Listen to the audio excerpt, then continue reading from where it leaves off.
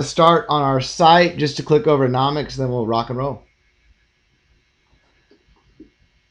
Welcome to Wise Beyond Bitcoin, where you come to understand the economic impact and potential of blockchain technology. My name is Lucas.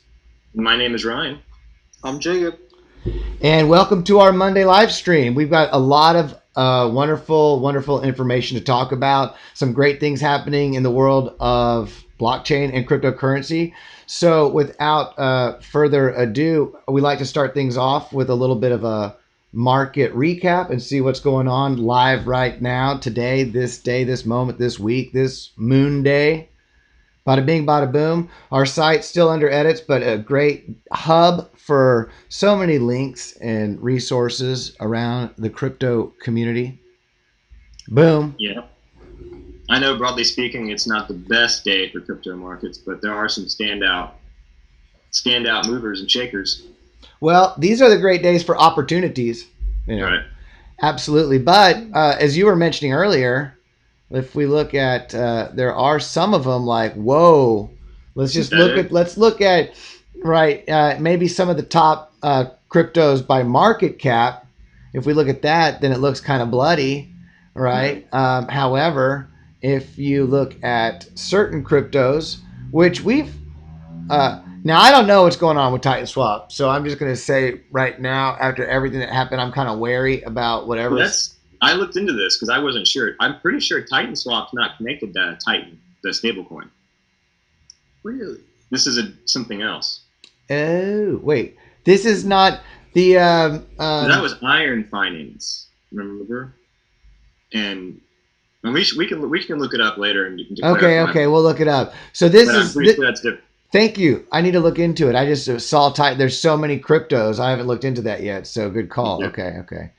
So this is not the same thing that, let's just look into it real quick. Make it fast. Yeah, let's take a look. I know Aave and Compound and Elrond have done fantastic while you're pulling that up. Now, those are all three so strong. We talked a lot about synthetics and what synthetics does. So one of the things we love is talking about the different utilities, different areas of the economy that blockchain technology is working in. Synthetics network is moving on to derivatives. They had inverse derivatives. They're you're able to, what people used to actually take positions contrary to the market. Like if you're bearish, you can buy into an inverse Bitcoin synthetic asset and then make money on the dips.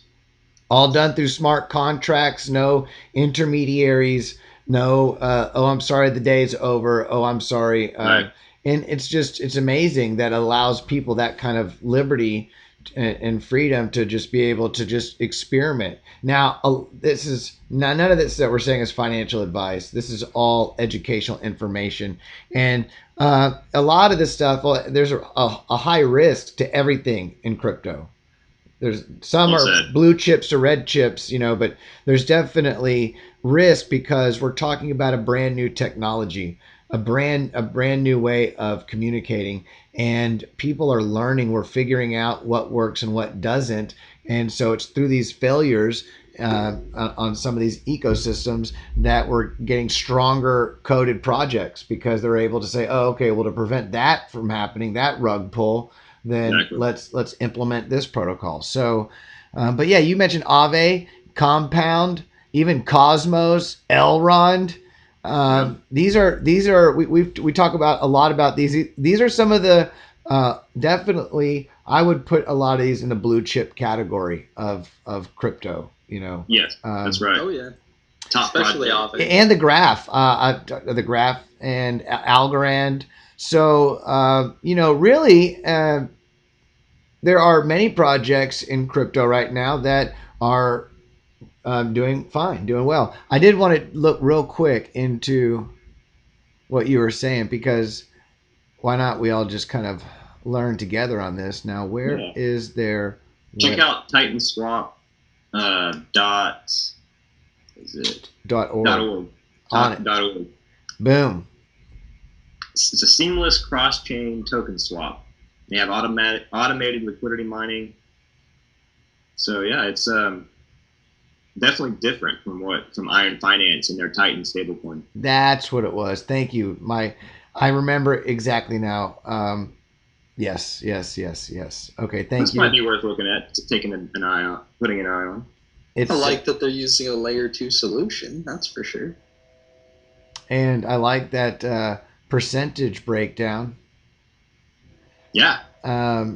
So let's see, who are their partners? Well, none of that really jumps out to me on those partners, Not but Asian and Chinese. But hey, you know what? Someone can let us know if you've heard of those before. Definitely drop us a message. But yeah, this is cool. Another like a Uniswap that has its own adaptive bonding curve. So layer 2 support. Okay. Well, interesting. I'm not sure what the cross chain token swaps. Okay, that's huge. Yes. So it's definitely something to research. We should read the right white paper, maybe do a video on cross chain token swaps could be a big deal. But a lot of people are working on that, and a lot of that really depends upon not can you do it, but can you acquire the liquidity on your chain to do it. That's really what it's about. It's not become a thing of can it. It's like, okay, but how many people are going to come over to Titan Swap and why? So, but if they have some innovating features that allow them to be more efficient and than what else is out there in the market, then I can see it growing. I just don't know enough about it, but that seems pretty cool. It does. Okay. Do we want to talk about that Uniswap scam, or do we want? Yeah, we do. That's about a good market recap, because you're right. Overall, today is a good day for reading a book, checking out a live stream, and not focusing too much. It's opportunities in most of the market for crypto right now, but probably not a bad time to acquire. Not a little bit. Probably not a bad time. I mean, I feel that none of this is financial advice, but I feel that if you're in the cryptocurrency and you're learning about it now and you're acquiring now, you're in a good place. I feel that it does seem like we're going to be maybe some retrace lower and stay sideways for a month or two. Who knows? But it looks like we're really getting set up. First of all, as we've been in for a few years, you guys know the fact that we're looking at a $34,000 Bitcoin and $2,200 Ethereum and all these and in a down market. How much this ecosystem has grown and what and what's going on in the whole. We're going to get into it, but you may see these short-term depressions, but in the short run, markets are irrational, right? And the reality is that there are major firms scooping up these opportunities right now. So if you do your due diligence, your own research, and you feel like joining some of these communities, you may be able to enjoy the growth that comes along with supporting new technologies. Because that's how I feel what you're doing is you're actually taking a risk. You could read a white paper, maybe coding. You could do the best you can do in anything when it comes to your due diligence, the best you can do. But at the end of the day, there's an element of unknown, there's an element of risk, and it's a very competitive market. So we don't know. But what we do know are there are some very obvious risks, and I think you wanted to share that email I got today. While you're talking about that, I'm going to take 2 seconds to go handle something that's making a bunch of noise behind me. Do your thing, brother. I'll be right back. Cool. And actually, you sent this. Ryan sent this, and I'm glad he figured this out. So, did you know about this, Jacob? Have you heard about another scam, another Uniswap scam floating around that there's being told about a 300 uni airdrop? No, but I'm not surprised. There's with the airdrop hype, there's a lot of scams going on. I'm kind of curious what kind of scam this is, though. Well, you're going to click claim it, and they're going to ask you for your private keys. They're going to ask you to hook up your They're going to have a fake. Okay.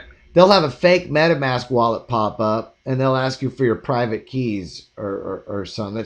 That's pretty much how I've seen these things work. Is that the gist of it? Right, and then you'll open your MetaMask wallet, and you'll wonder where your balance went. Right, and for people who don't know what MetaMask looks like, which I should have popped it up. Next time I'll change my browser settings. But if you aren't familiar with MetaMask and how it works, then it's easy to fall for it. If you're brand new to crypto, having a wallet, storing your private keys, sending and receiving with these QR codes, all this stuff. If you see a website like this and you've heard of airdrops, and a lot of us have had airdrops in the past, and all of a sudden it says claim it, and you click it, and a little box pops up that looks just like a MetaMask box, very similar, not just like, but very similar. They're very similar, right? Then when it asks you for your private keys, a lot of people will do it, not knowing that you never give up your private key. Never give up. I've never heard of a Web3 website that asks you to divulge your private keys in order to connect. I've never heard of it. It doesn't happen. No.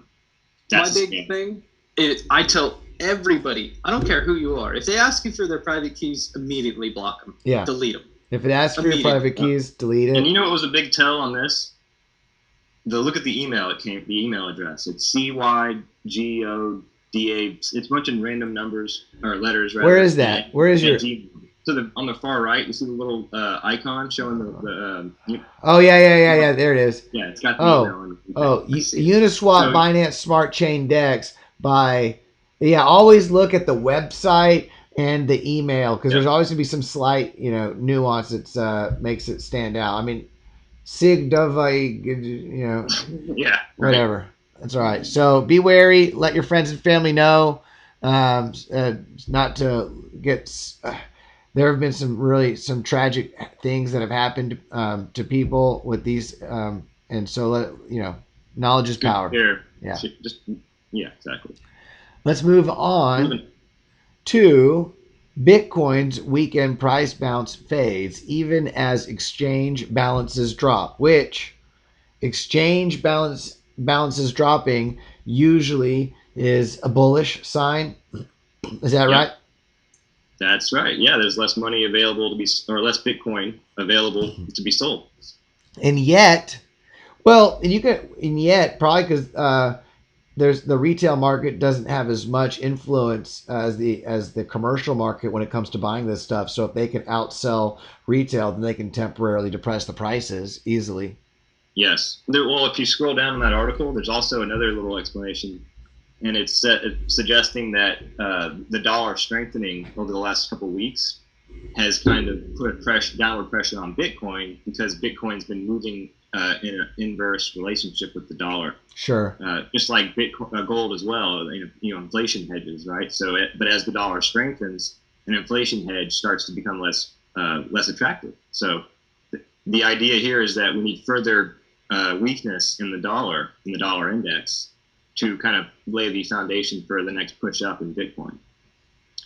And so everybody's kind of watching the Fed. There's supposed to be a meeting coming up, and the minutes of the last meeting are going to be released. And so we're going to get a better idea of what the Fed is planning to do with their interest rate policy and all that. And pretty sure that's going to be a big catalyst for what happens with crypto. Absolutely. Well, actually, feeding right in from that, you were talking about the dollar.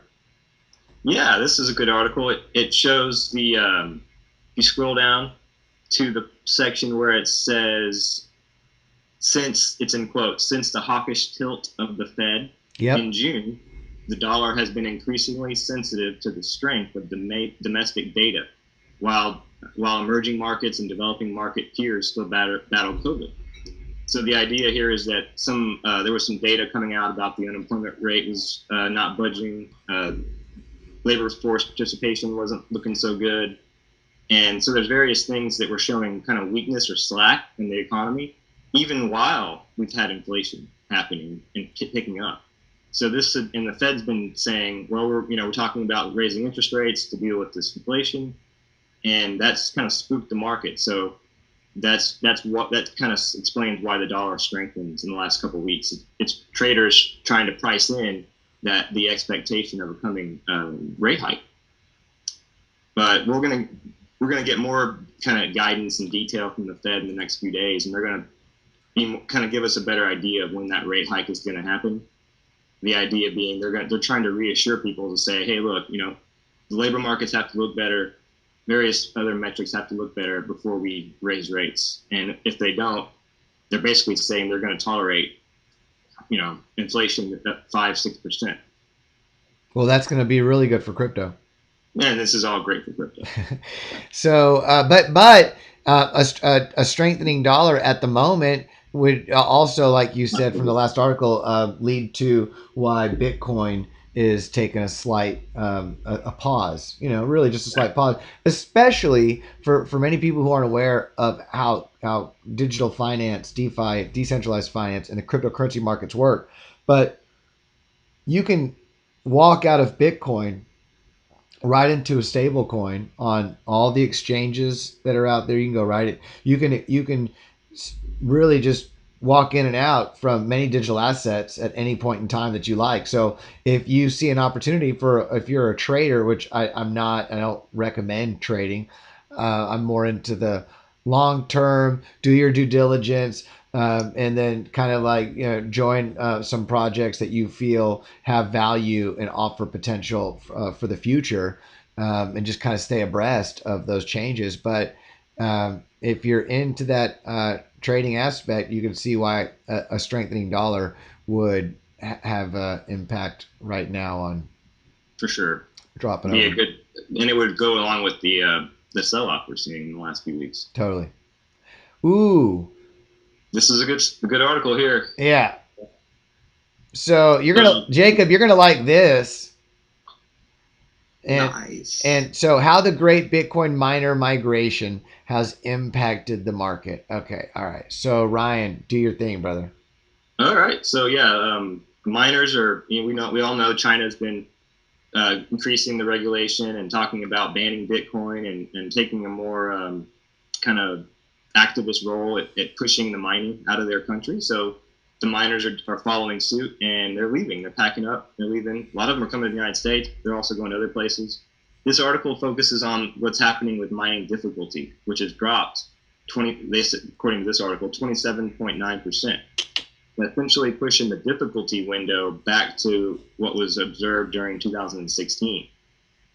And if you go down, you see a chart, you'll see that this is also coincided with a much longer wait times for the block for a block, the intervals between blocks, right? So it's taking longer for new blocks to be minted. And we're back to we're at a record that goes back to 2009. So it hasn't taken this long for between blocks since 2009. And if you look, the last time blocks took time to the last time the interval grew, we were at the brink of a blow off top. So it's a little bit bullish in a sense to say that there could be pump. We could easily see a pump from here based on the timing, just looking at the intervals of the blocks. But then if you go down even further, that's where the article really shines. You see this chart that shows a difficulty ribbon. I actually had I had the wrong chart up. I went straight to the difficulty ribbon while you were talking about this. So this is going back to 2009. Yeah, you can see there the cyberpunk era, right? Cypher era, right? Of that in the interval there, and so we've kind of broken a record that had held since 2009. Wow. Yeah, very interesting. But like you were saying, bada bing, bada boom. Let's go into some bullish trends when it comes to hashtag difficulty. Hashtag hashtag difficulty. But the hash difficulty. All right. This shows you the hashing, the difficulty in terms of hashing, and the price. So the movement between hash rates and prices. And if you can see, the ribbon is basically a series of averages at different dates. I'm jumping over. Yeah, let's just jump over. That other one makes it a lot clearer to see. Oh man, that's not the right one. Wait, where is it? It's intro to the difficulty ribbon. Bada bing, bada boom. Got it. There you go. So here you see that this is just a bunch of moving averages of the difficulty and different time rates at different times. And when the moving average compresses, you can see it where there's distance between the different averages, but then they compress. That's historically been a very bullish sign. and they're compressing once again right now. They have compressed recently, and they're now starting to expand again. But it shows you that the compression occurred, a few weeks ago, and that was essentially it's an indicator that we've hit the bottom. That's what this comes up to be. Mm-hmm. So it's very bullish. Yeah, and you see it here. Like to see that. Here's the compression, and then you see that slow trend up to a new high, and then here you go. You see that compression, and then the push up, the compression, and the push up, and we just went through another compression, and it makes sense because however long it takes, a few weeks, a few months, but I have never heard so much bullish news in the world of cryptocurrency when it comes to institutions, the development going on with networks, how many institutions, mass adoption, and people buying it up. So, I mean, millionaire private investors. You're seeing large corporations and financial intermediaries scoop it up. It's become so in your face. This is going where I feel very strongly that these prices do not reflect the value potential, the latent value potential that's being scooped up and that's being built on these networks right now.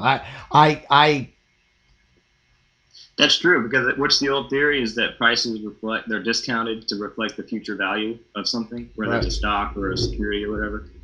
But in this case, there's been so much innovation and adopting real value added development in the network but at the same time, prices have been falling. So I guess you could say maybe they were just bid up really high before, and that wasn't an accurate discounting.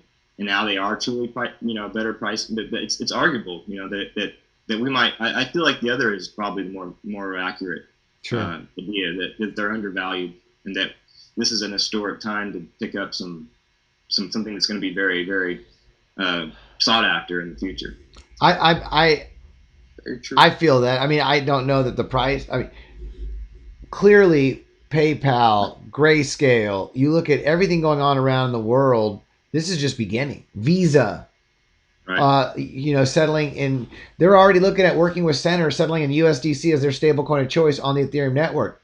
Done. Right. Exactly. So these are now. Is it happening yet? No. But is the partnership bridge? Is that being developed? So it's this. This to me is just we're in a very beautiful time. If you're new to crypto or you've been in crypto, congratulations, because you're not late just because Bitcoin's been around a little over 10 years. Reality is that this whole ecosystem is just being born. It's just emerging. It's definitely. There's some other good news on the front. I don't know if you want to go to this next, but the Grayscale story about how the investors that are cashing out of Grayscale are going to have to buy back their coins that they borrowed. Yes. And that could be bullish, or is bullish rather. And there's something else about Grayscale. Yeah. There's something else. Yeah, there's something else about one of the top smart contract platforms, Cardano. And I feel with all the bullish sentiment, all the growth, and getting ready for smart contracts, I think by August, and with the work that's happening in Cardano, this is for the next run. This is just bound to make take a legger and just run up. I mean, I feel that Cardano has a heyday awaiting it in the not too distant future. Not financial advice, just from the overall general the sentiment in the market. Grayscale adds Cardano to its digital large cap fund, and I don't know if this mentions it, but Cardano is their third largest holding. 88 Cardano has risen more than 600% year to date and is sitting at $1.36. Okay, well, right now it's a little bit less, but still, if you're up 600%, you can take a little correction, right? Yeah. Sure. And you know what? This is if you're new to crypto and you're wondering, well, what's so? I don't understand why. This is just ADA. There are other cryptos that have grown more than 600%. Yes. Some not so much, but it's not uncommon in this market to see 1,000%, 2,000% returns in 1 year. So Yeah. in the right ecosystem, but a lot of them can go to zero. Not a lot, but well, actually, yeah, a lot. Do your research and due There's diligence. a lot of these projects. I didn't realize there's like how many, 6,000 or 7,000 on Nomics or something like that. Yeah. It's just insane. Oh yeah, and every single day, it's like you can look at the charts. You even look at Ethereum's chart, up 878% in the year. You just have to think long term because it might be down 50% on the daily or the 7-day chart. But look at the long term. Compare that. That's a real good point because that's what we need. That's the safest way to start thinking about this. If you're chasing the moon or chasing the Lambo and for a quarter, you think you're going to get rich overnight? Probably going to fool yourself. Yep. You're going to get taken. Yeah. But you come into it with a mature, level-headed approach to investing, then and you do what you're saying. You pay attention to the long term, and you don't try to take advantage of short-term swings to make a million. Then that's the safest, strongest play. That's the best strategy. That's what made Warren Buffett who he is. And if it's good enough for Warren, it's good enough for me, right? Yeah. Is that going to be a bracelet? Yeah. If it's good enough for Warren, it's good enough. Or what would Warren? www. www. Mm-hmm. All right, let's moving on. Well, wait. What if I didn't want to pass this up? Oh yeah. Now this is a joke, not a joke. I think it's a joke. It should be a joke.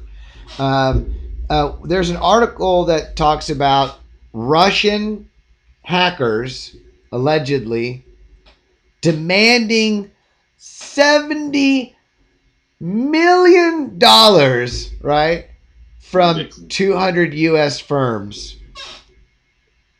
Well, now, what happened to the last group that demanded Bitcoin, Ryan? Do you remember?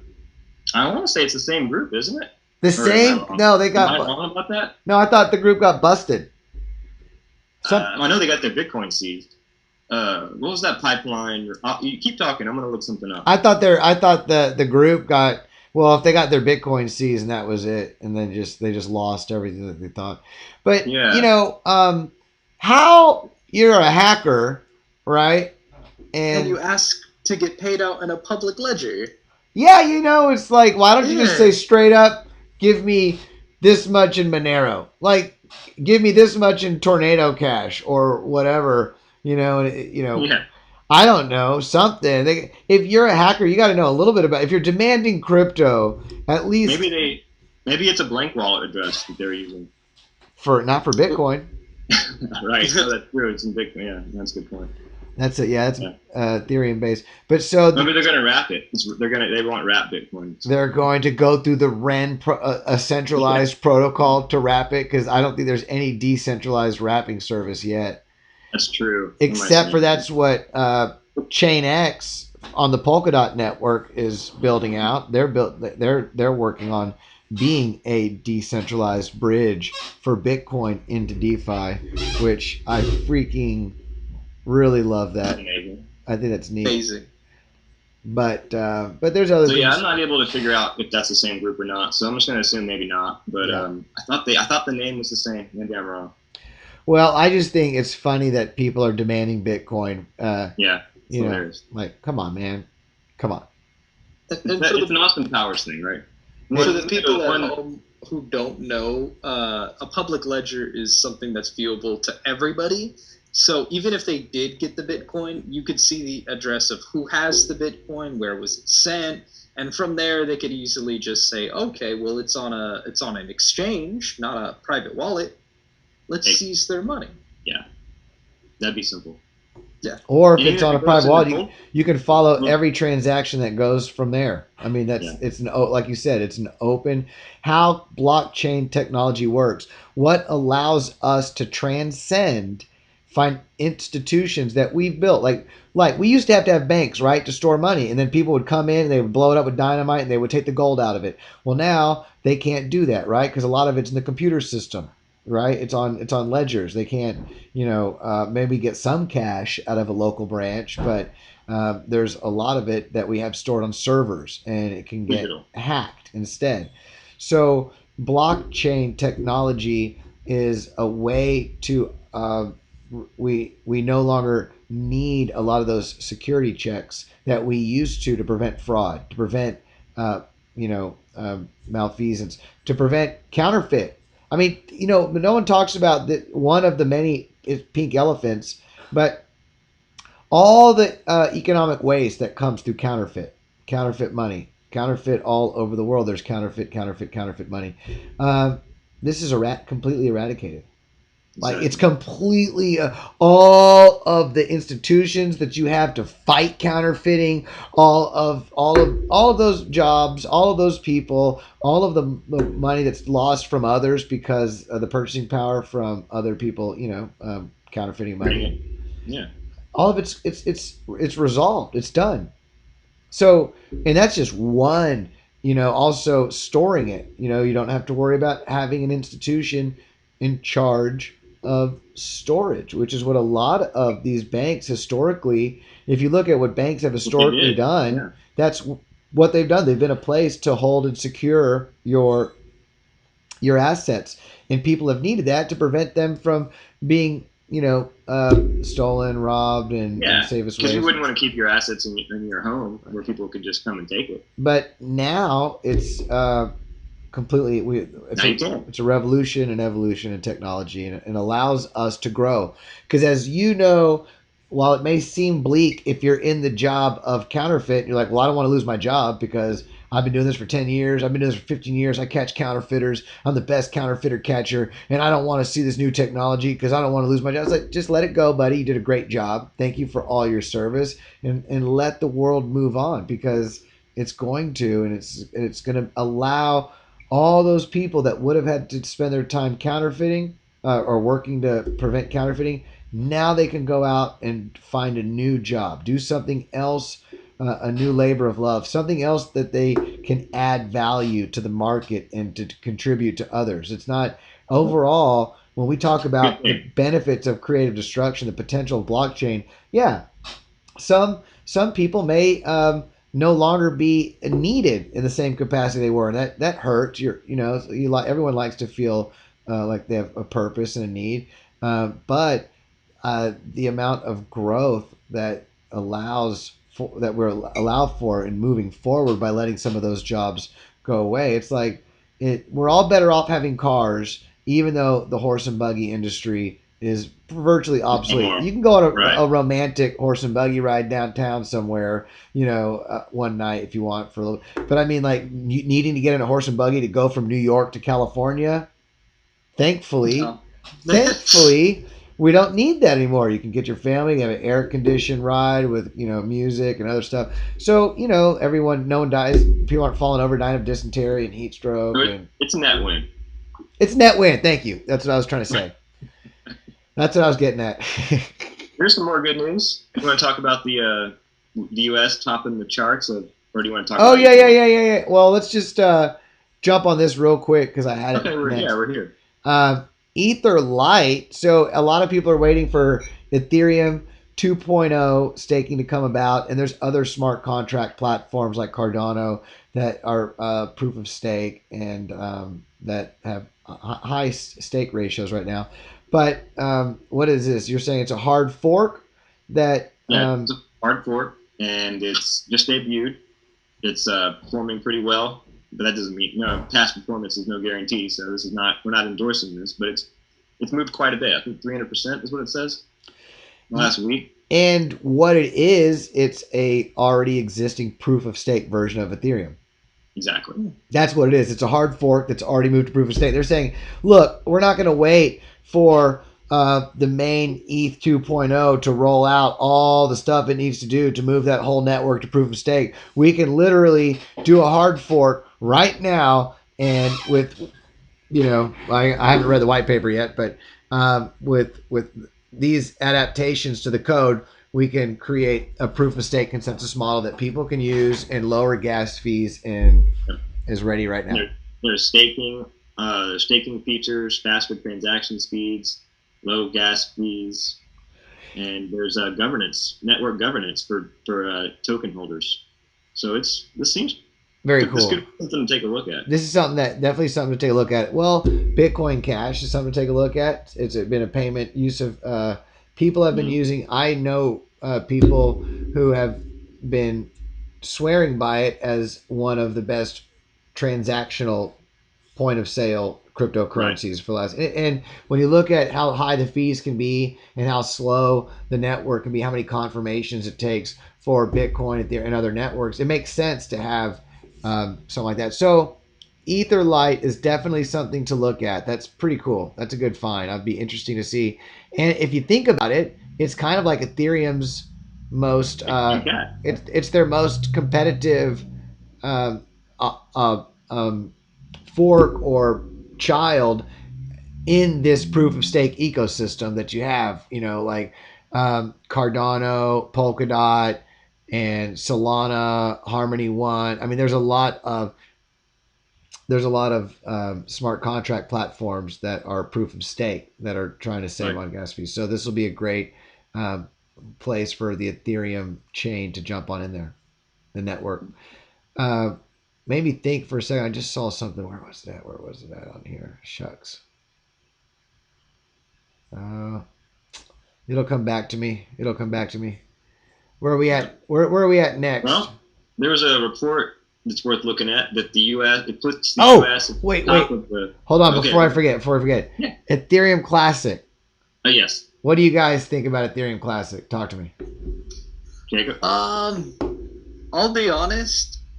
I feel like with there not being innovations or things built on Ethereum Classic, I feel like it's somewhat of a dying project.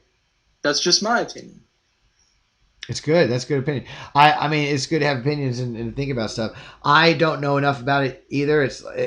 I have heard that and other things, but I've also heard some really good things. Now, I do know there's a moral, there's an ethos to them not wanting to ever do the rollback that happened, the hack that happened, not a hack, but kind of a hack.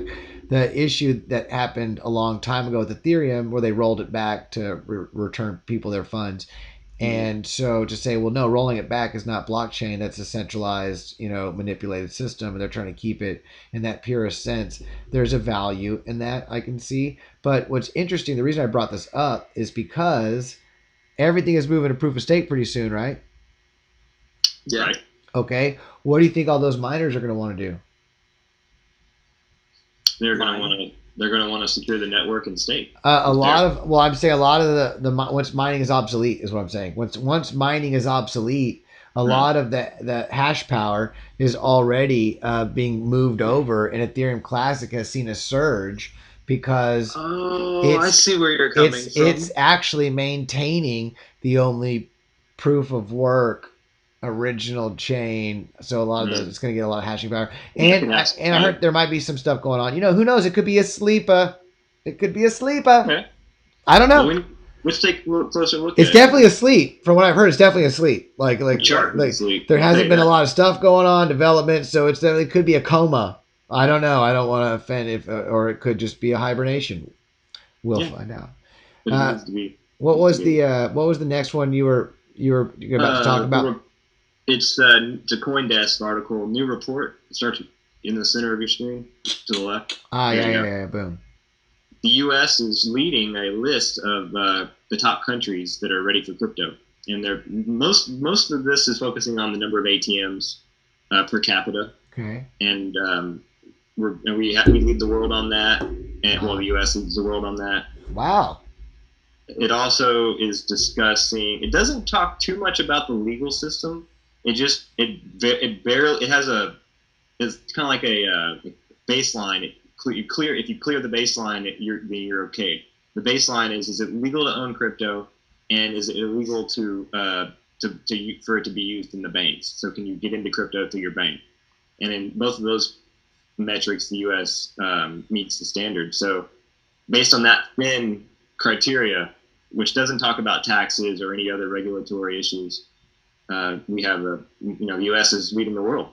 That's amazing. Well, that's That's a beautiful thing, considering an ethos of freedom. And wasn't it just July 4th Yeah, that's yesterday right.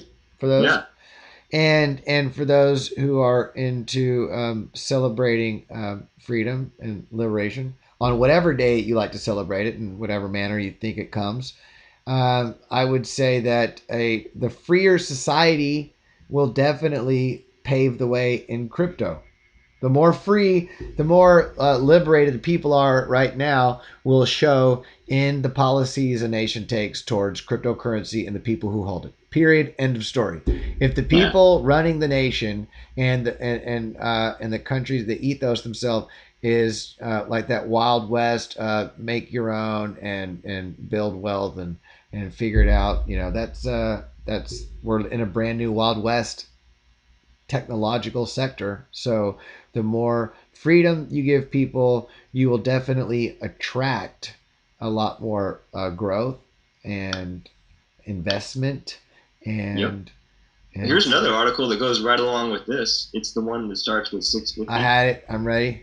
650 U.S. community banks now offer crypto services, and just Really? consider those are community banks. These are not the big commercial banks that are already have been laying the groundwork for this for a while now. Now These are the this is actually pretty big news, and this it just is. came out a few days ago. So we're powering through it, but this is why you like to rock out with us and get your cryptonomic fix because just hello, 650 U.S. community banks offering crypto services. Yeah, that's very bullish. That's a big deal. I'm And you gonna know what that shows you is that the people who provide financial services, whether they're community banks or credit unions or financial advisors and money managers or whatever, everything in between, they're all hearing from their clients, we want crypto products, get us exposure to this new asset class. And so they're all responding. They're responding to that demand. very cool. Well, there's which ones are they? We got Kraken, that's US. Mm-hmm. Coinbase, Gemini, I think Celsius, Block. A lot of these are US Yeah. based. I mean, they right to your bank, right to your bank account. And some of them even offer banking services themselves. I believe Kraken might be its own bank. So um, I could be wrong there, but something about Wisconsin and a charter or something they Mm-hmm. did. But um, Wisconsin's a state like Texas that's aiming to be a hub for crypto investment. that's that's cool. That's It is cool. kind of cool. And if you like cheese, Yeah. Yeah. you know, You know what would be a good article to follow that up with was the one about Ernst and Young, yeah. EY. Yeah, Let's because go that's right there. it's another institutional story. Let's keep it And institutional. We just went from yeah, banks. U.S. is leading banks, 650 community banks and growing, offering crypto services. So, what does that tell you about the market? Bullish, bullish, bullish. and then you have Ernst and Young, the famous auditing company, and they're rolling out their third iteration. They're releasing their third iteration of a zero knowledge proof Ethereum scaling solution. This is it's an optimistic roll up and a zero knowledge proof. They're combining, and so it's a ZK optimistic roll up is what this is. A layer two scaling solution. The reason I wanted to bring this up is it's just another example of legacy finance. One of the huge names in legacy finance, getting into the crypto world, and not just getting into it in the sense of offering services, but they're actually innovating and creating their own second layer solution. So that's really interesting. That's very interesting. Yeah. Okay. I was ignorant to the role Ernst and Young's been playing over the years in this. That's really cool. Yeah, I didn't know either. The third iteration. Who knew? Yeah, and this new Nightfall 3 is where they introduced the ZK rollups, Yep. private transactions. Well, that's cool. Very cool. And like you said, it just goes to show more institutional support. According to the announcement, they claim that Nightfall 3 can deliver almost 90% in gas fee reduction compared with public ERC20 token transfers. Wow. That's huge because it's the gas fees that have debilitated the Ethereum network. Yes. And that's what's allowed Polygon, Layer 2, Matic solutions, and other things to grow so well. So this is, this is what makes it so exciting right now, is we're looking at all these new iterations, in developments. And crypto, that to me, that's what I see. The fundamentals are just so bullish long term. The fundamentals, where you see all these resources being devoted. What does that mean? That means Ernst & Young has been hiring. They've spent a lot of their resources in the last few years to build out and grow on the Ethereum network. So just think about what that means. Yeah. Big deal. Right. And you know what I was thinking? I didn't know if I wanted to mention this, but why not? Yeah. They had a big deal. They had a role with the Enron blow up back in the early 2000s, if I'm not mistaken. They were the accounting firm that caught him. No, I don't think they caught him necessarily. They did catch him. That's right. You're right. They did catch him, but they had signed off or not aware of it for a while, and then they did catch it later. But there was these shell companies that Enron had created, and they were moving around debt to other entities to make their books look better. Well, Ken Lay, before Enron was created, Ken Lay spent a career in Washington, D.C. as a lobbyist. I forgot what he was lobbying for. So but what that shows you is that he was very adept at learning how to get money from the state. Money. I mean, he was in Washington. And of course, he got his econ degree from the University of Houston. Mm-hmm. Right. But what many people don't know is Enron, because that's why I like talking about this subject.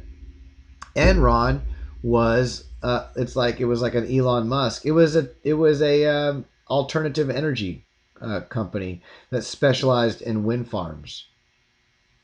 And carbon credits, wasn't there? Carbon credits. Well, they were going to be one of the original, because carbon credits in the Kyoto Protocol were starting to be a thing, which they use now in a lot of places around the world. So they were going to start trading and making money off of the carbon credits as well. Right. But the whole thing from the beginning was, if you look at the alternative energy industry, without subsidies, there is no industry. It's so heavily subsidized. Now, you could say fossil fuels are heavily subsidized too, which they are, but I think they're subsidized in a different way. Like they are, their subsidies. They don't need the subsidy to be economical. Right. That's what I'm trying to say. That's the difference. If you look they have the subsidy because they're powerful. Yeah, they have a subsidy because they're powerful. They can literally just get money back to themselves. But so that's interesting. That's interesting. That's all I got to say. Well, that's the Ernst & Young story. Now let's talk about Polygon. They have a new general purpose blockchain they're launching. I'm going to pull that up. Avail. Boom. Done. Up. Adam. So it's targeted for standalone chains, side chains, and off-chain scaling. The objectives are to offer standalone chains or side chains with arbitrary execution environments to bootstrap validator security without needing to create or manage a validator set. So it's layer 2. Now, people who have been using Polygon and Matic, they've gotten jammed up at times, right?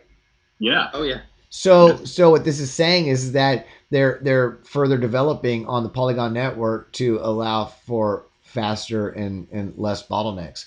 So, it's cool to see that Polygon, which has already been one of the I would say it's probably one of the top performing cryptos in the last year, and for what it does for Ethereum, to see it continually grow and develop at this pace it's very impressive. Yeah, that's impressive. And Polygon Matic, I'm curious to know what will happen with layer 2 solutions when proof of stake comes out.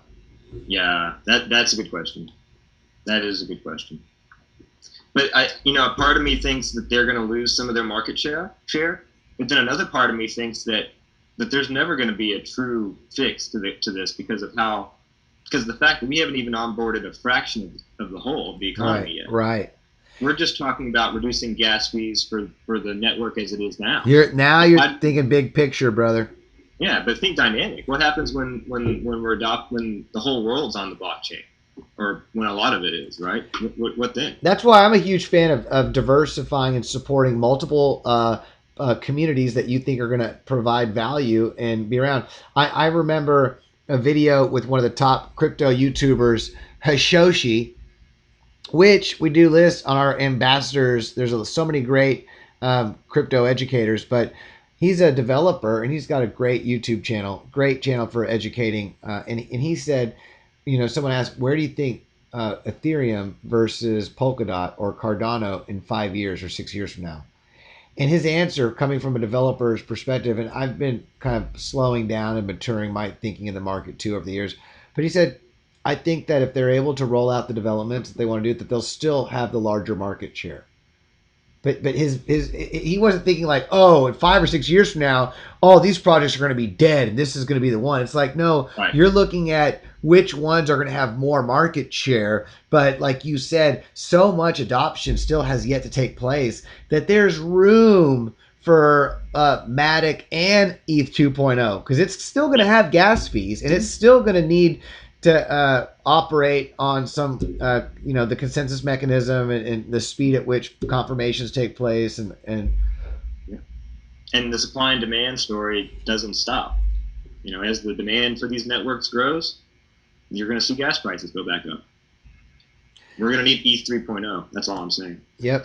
ETH 3.0. ETH 3.0. Yeah, ETH 4.0 and then 5.0. And we've got Theta. Speaking of 3.0, that's a good segue. Yeah, they have a new feature on T-Fuel. They're burning a quarter of the gas payments. Wow, and T-Fuel has already been a really great performing asset. It has.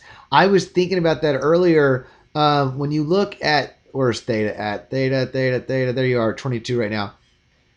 Theta is a decentralized, ish blockchain streaming service. Yeah. It's got patents, It's got developments. They're already functioning. It's its own chain, and so it's very viable and it's operating.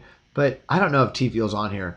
I mean, of course it is, but I don't know where it's at. They call it Theta Fuel. It's below Theta, but it's there. Yeah. No, we don't need. Is it on the top 100 market cap? I think so. Really? I think it's a little lower. I don't know. It's not. I think it's there somewhere. I think. There it is. You're right, dude. It is. Dang. Okay. Well, no. Looking at Theta and others, I thought. I think even like Neo.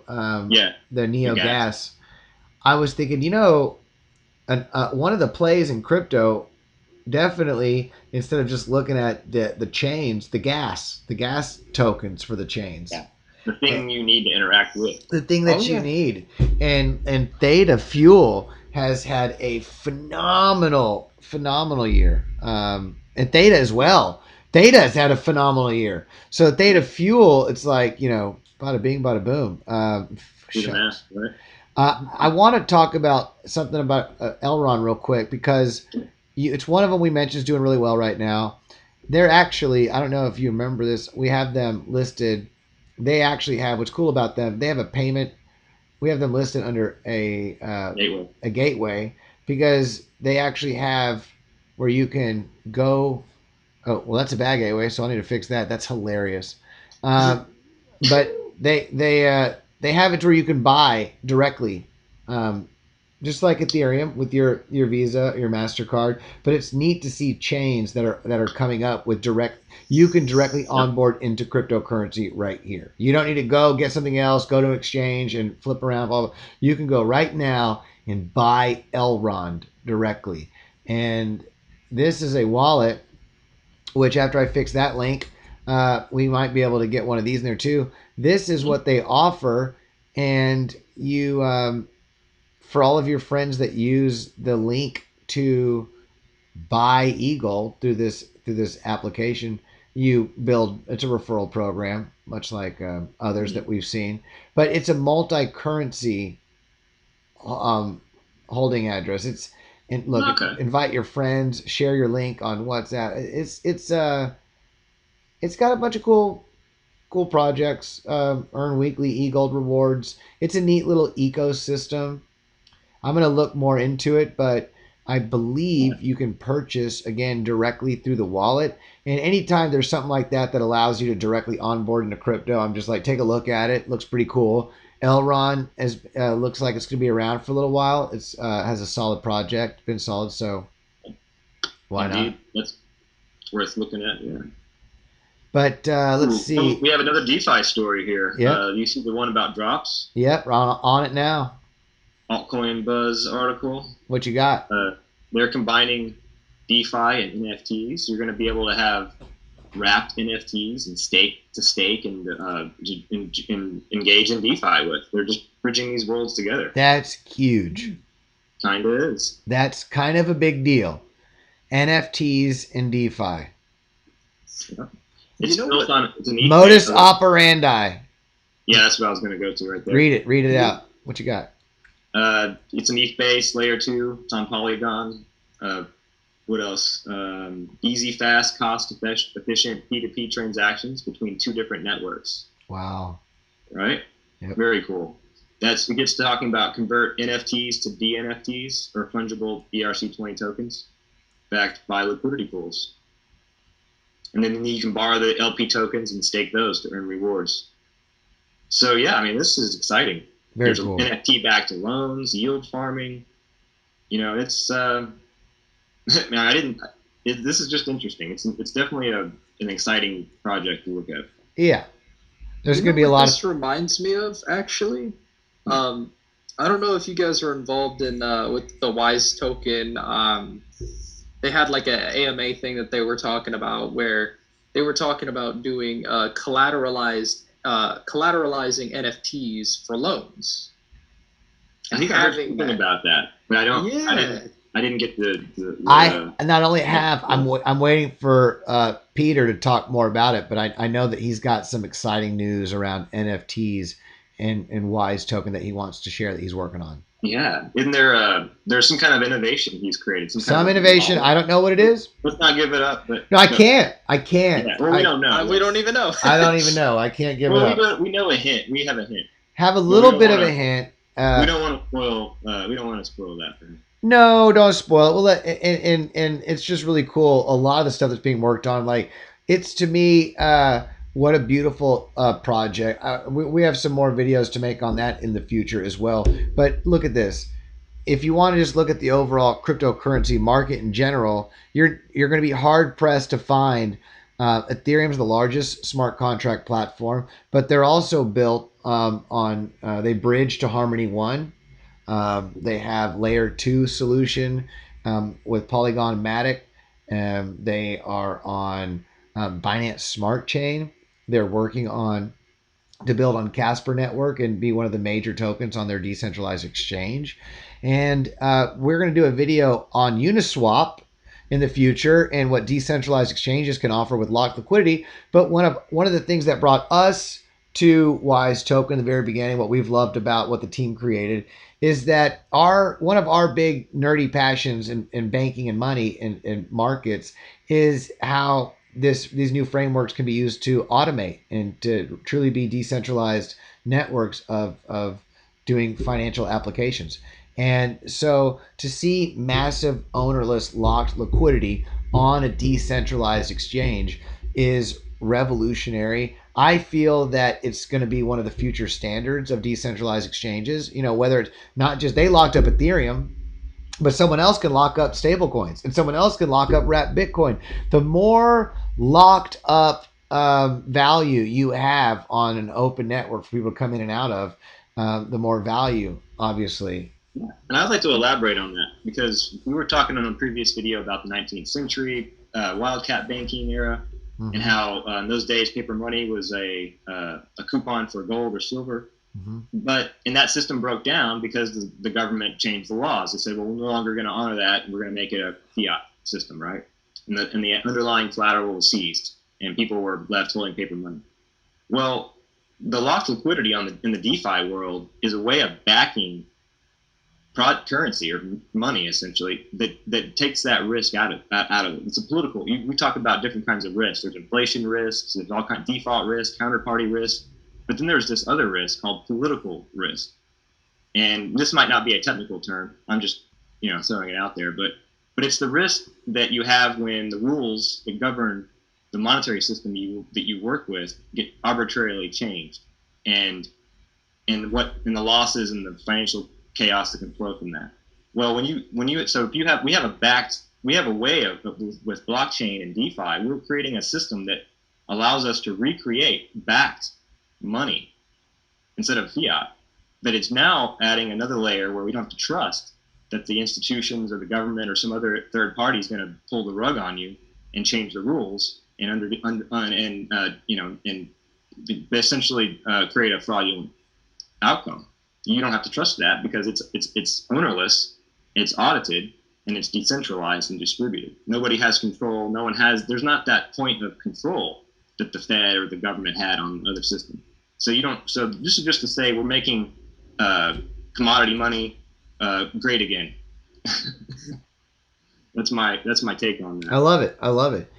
And it's a way that you can monetize time, which I love the brilliance of smart contract bonds and allowing people to take advantage of that without intermediaries. That's another going to be a future win for crypto.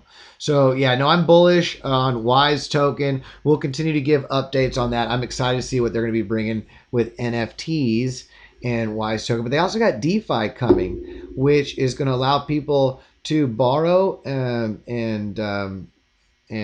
what is it? Lend and borrow, right? So that's huge on an ecosystem that already is allowing you to earn interest on an asset that's redeemable in Ethereum, which we all know the sentiment surrounding Ethereum. Yeah.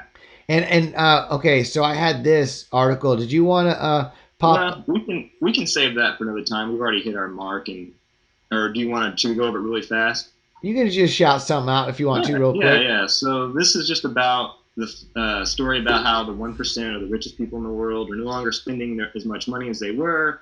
They're saving it, and there's a savings glut. And this is not a short-term thing. This is some kind of a long-term, year-over-year phenomenon.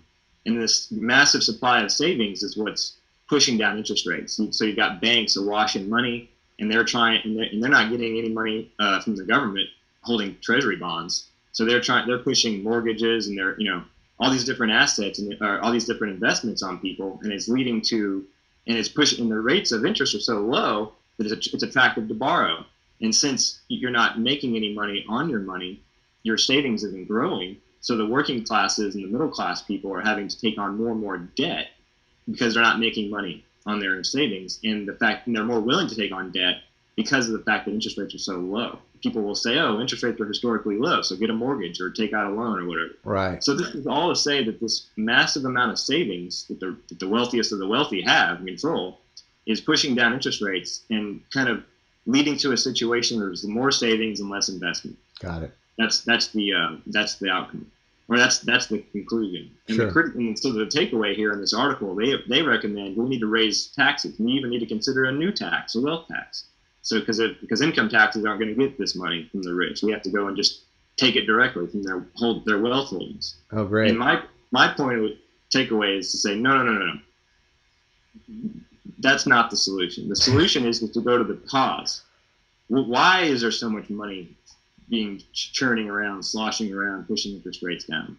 And the answer to that goes back to how we handled the results of how we dealt with 2008, 2009. Right. All the printing, the bailouts, and which continues. The Federal Reserve's continuing to pump $100 billion a month into the markets. Right. It's like no one wants to take a look at that. No one wants to take a look at those actions as having any correlation or causation to what we're experiencing today. They want to look at it in a vacuum, just right now, today. What's going on? What do we do? Right. It's like, how do you solve this problem? You stop sawing your arm. I'm bleeding. Stop sawing your arm. Just stop it. You know this I don't want to cut you off, but it reminds me of that quote that Mises had. Remember back when there was the hyperinflation in Germany, and Ludwig von Mises was Meet me at the building.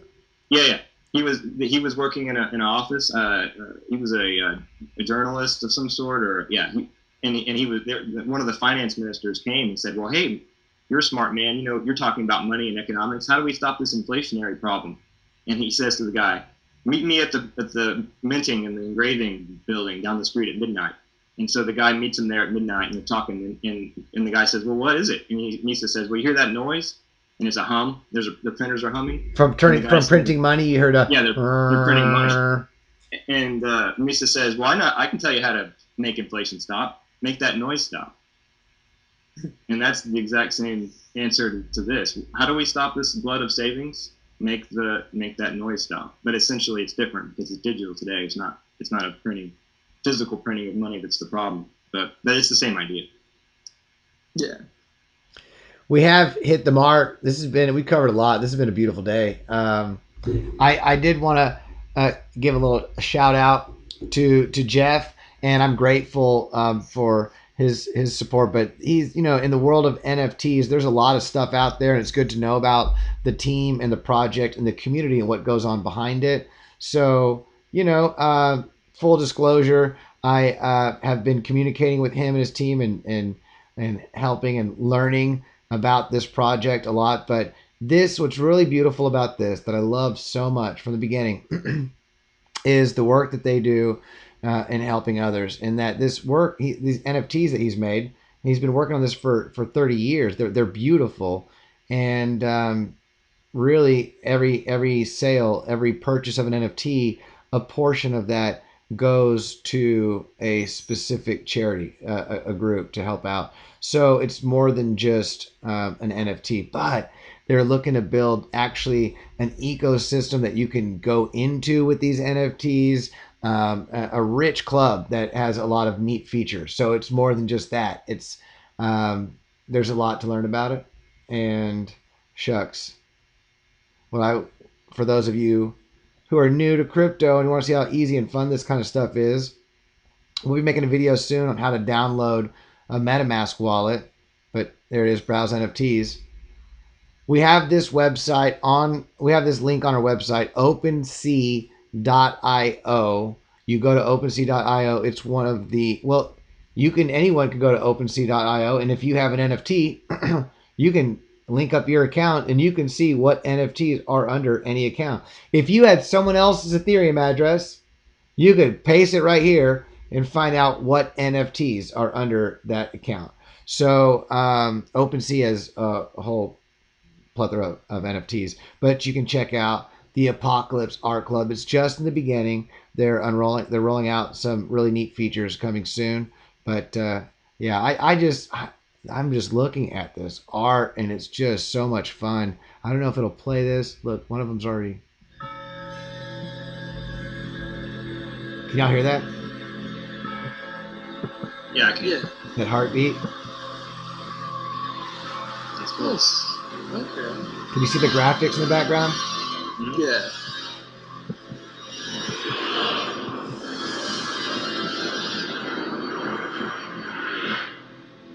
Nice. Oh, I could hear that little like. Isn't that cool? Yeah. So that's the animated. A few of them have animated versions. Most of them are not. But I do know that he's working to build a world, an ecosystem that you can actually participate in with these NFTs.